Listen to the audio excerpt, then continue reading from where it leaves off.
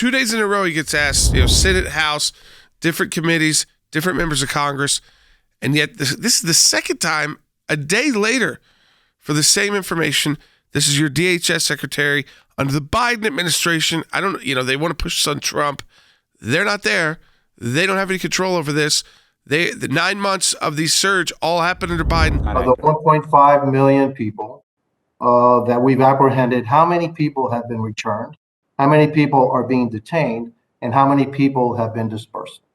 I would be pleased to provide you with specific data subsequent to this hearing, Congressman. Well, sir, yesterday you were asked exactly the same question and you gave exactly the same answer. You'd think you'd be a little bit better prepared now that you've been asked that question, that now maybe somebody else is going to ask you the same question. You don't have that information?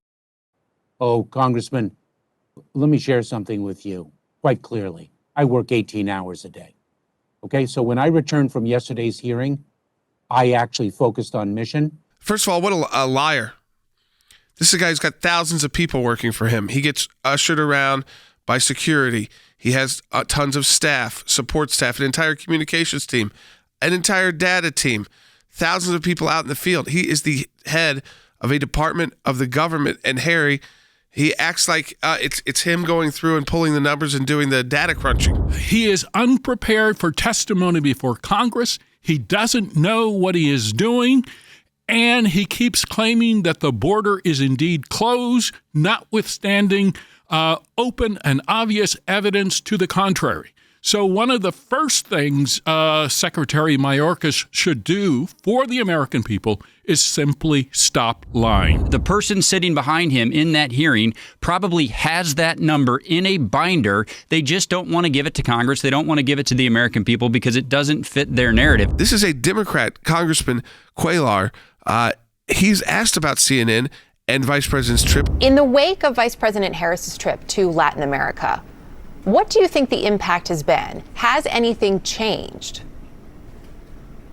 Without due respect, no. The honest Democrats here, who might not have the same policy solution ideas, but at least they're being honest by saying they've seen no change. In fact, it's gotten worse. We all know it's gotten worse. That's why it's in the news right now as we speak. The White House is trying to do damage control on it. I would also offer a cautionary note with respect to Kamala Harris, though, that if she was involved in the border situation, undoubtedly things would be much, much worse. The wall was stopped. We know there's been less enforcement at the border, less border patrol who are at wit's end. Texas and other border states are trying to do what they can.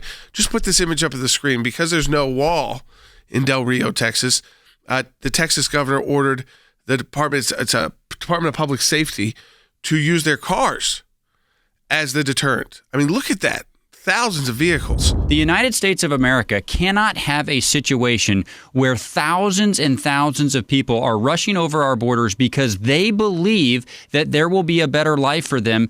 And Jordan, then they're met with this kind of condition. What we are witnessing with the Biden administration is simply the requiem for a once great superpower. We have embraced defeat in Afghanistan. We have surrendered our border to the open society, open border activists, and we have even surrendered our border to terrorists.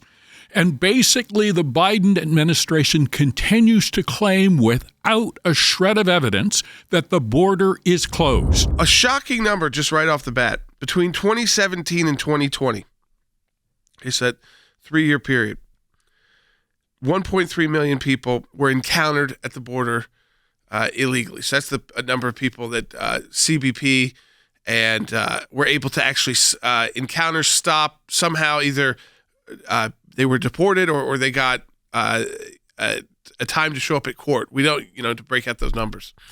But just think about that. That's 1.3 million people. That's a lot of people in 3 years.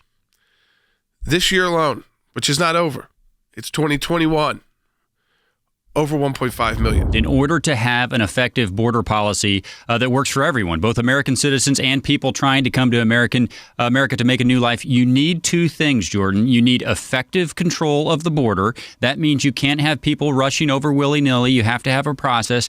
And then second, you have to have an intentional legal framework that people who are seeking a better life can use. The images do look horrible.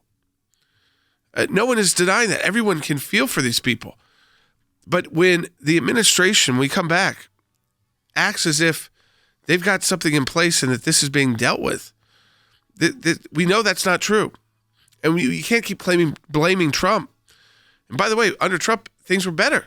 So they're trying to make that the bad image because the rhetoric was tough. But the tough rhetoric scared people from trying to make these horrendous trips to illegally enter our country.